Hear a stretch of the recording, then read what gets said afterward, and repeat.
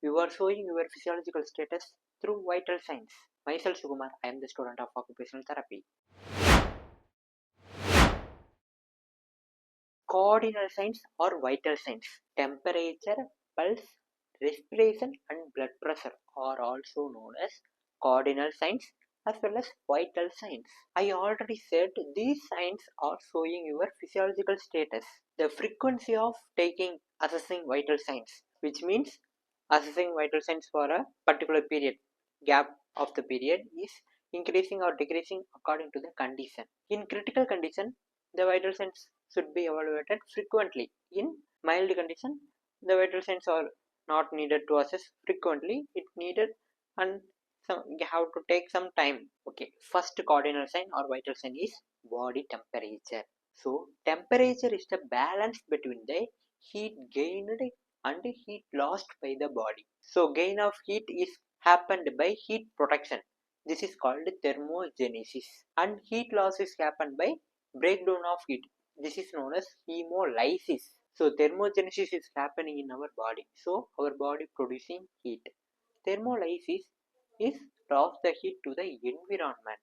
Our body loses heat to the environment. Thermogenesis is happening in some of the activities like muscular activities, postural changes by the environment. So environment also cause more heat and induces the thermogenesis process. And through diet, our diet also can induce the thermogenesis process. How we are losing the heat? How the thermolysis happen?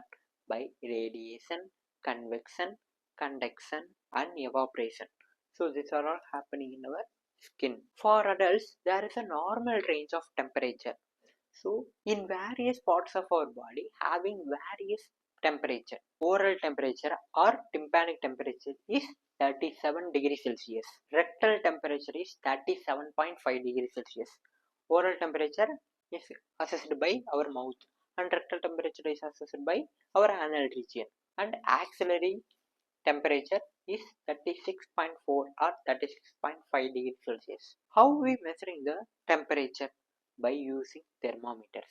There are various thermometers are available in market and available in hospitals to assess the temperature of the body. First, glass thermometer having a mercury, and the mercury shows the temperature of the body.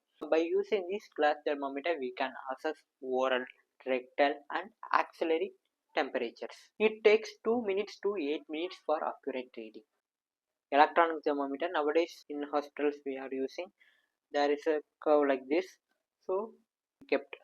Okay, so in oral, axillary region and rectal region to assess the temperature of the body. It takes about 2 minutes for accurate reading. Disposable thermometer, it takes only 60 seconds for accurate reading. In this, some of the chemicals are added.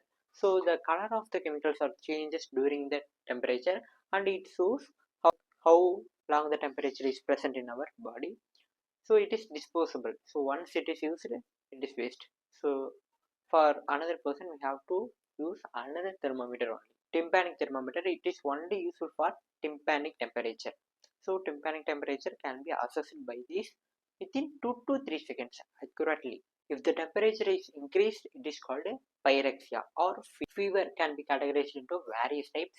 Low grade fever, high grade fever. What is low grade fever? The temperature is slightly above normal. Till 38.2 degrees Celsius, it is called low degree fever. If the temperature is cross above 38.2 degrees Celsius, it is called a high grade fever. If it is crossed 40 degrees Celsius, then it is called hyperthermia or hyperpyrexia. So hyperpyrexia, which means pyrexia is the increase in temperature, hyperpyrexia is more increase in temperature.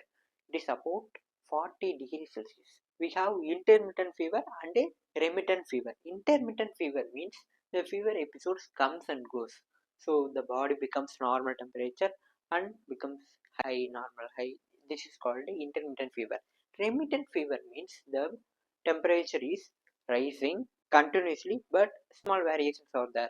So it is not normal. It will not become normal, but in raised manner, it going like up and down. So next cardinal sign is pulse. So pulse is the index of the heart rate and heart rhythm. So by getting the heart rate and heart rhythm, we can conclude the what happening in the cardiovascular system. So the status of the blood vessels and the heart can be easily evaluated. So data are valuable. So simply we can say it. So pulse is the wave of blood. How the wave is created? It is created by the contraction of the left ventricle of the heart. So how the left ventricle pushes the blood? In this way the pulse are going to show reading. So we can directly assess the activity of the heart. We can monitor pulse in various regions of our body. So first temporal region. So by the temporal artery we can palpate the pulse here. So then carotid artery. So here we can palpate the pulse by carotid artery. Then apical pulse for above 3 years they check between the fifth and the sixth rib. So by the apex of the heart we can get the pulse. So which structure forming the apex of the heart? It is nothing but it is a left ventricle forming the apex of the heart. By palpating the apex, so we can get the pulse. Then brachial. So brachial pulse is palpated by the brachial artery. Then radial pulse. So radial artery we having, so here we can palpate the radial pulse. Then in our lower limb we can palpate the femoral pulse. So in the femoral artery we can palpate the femoral pulse. Then popliteal, in the popliteal fossa region we have the popliteal artery where we can feel the popliteal pulse. Then we have the posterior tibial pulse. So nearer to the foot region we can palpate the posterior tibial artery and dorsalis pedis artery. Here we can check the pulse. Okay, what is the normal pulse rate? It is about 60 to 100 per minute. If the pulse rate is increased, then it is called a tachycardia. If the pulse rate is decreased, it is called a bradycardia. So normal range is 60 to 100. If it is crosses above 100, it is called a tachy. If below 60, it is called a bradycardia. Then bounding. What is bounding? The pulse is full of force. So normally pulse should be moderate level. So the pulse is full force, then it is called bounding. If the pulse have diminished strength or very mild, then it is called a weak pulse or ready pulse. In hypotension cases, we may palpate the weak pulse. In hypertension cases, we can palpate bounding pulse. Irregular pulse, which shows the cardiac rhythm is not normal. So irregular pulse. So that is irregular pulse. Dichrotic pulse. In these two pulses are present.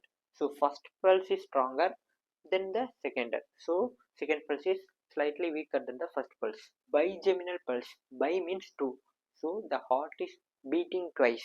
So and make a gap and again beating twice. So pulse is also here like this. So two beats and gap and again two beats and again gap again two beats. Like this is called bigeminal pulse. Then third cardinal sign is respiration is the process of inhaling oxygen and exhaling unwanted gas air to the environment. What are all the characteristics of respiration? First, respiratory rate and depth of the respiration and rhythm of the respiration.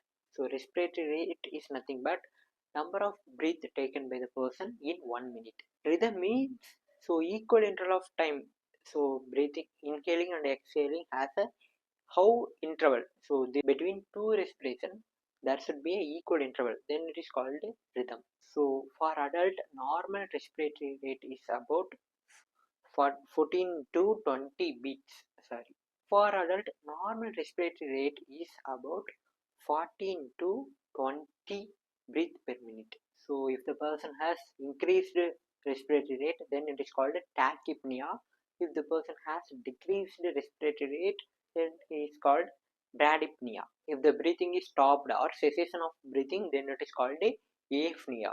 If the depth of the breathing is increased, then it is called. So blood pressure is the force exerted by the blood to the corner of the blood vessels laterally. So we can call it as arterial wall. So which is calculated in millimeter of mercury, mmHg. We are using sphygmomanometer for assessing the blood pressure. So pressure is created by the blood when the heart pumps. So if the left ventricle contract, it produces a pressure in the blood and the blood produces the force in the blood vessel. So if the left ventricle contract, it produces the systolic pressure. If the left ventricle relax, it produces the diastolic pressure. So normal systolic pressure is, so by inserting a catheter or a needle in a brachial artery, radial artery or femoral artery, we can directly measure the blood pressure. So and oscilloscope show the arterial pressure in a wave form also. Oscilloscope is nothing but the TV like structure having in surgical rooms, that is. So indirect method we can use sphygmomanometers. So in this we are just calculating the lateral pressure. So first method, by using the oscilloscope and then catheter or needle, we are calculating the central blood pressure. So in arteries the blood is coming this like. So in this the blood is giving force in the lateral manner. So lateral pressure is calculated in the sphygmometer. That is why it is called indirect method. Okay, if the blood pressure is increased, it is called hypertension. If the blood pressure is decreased, it is called hypotension. Okay guys, in this video we are discussed cardinal signs of the person which shows the physiological status of the human. Please subscribe to our channel.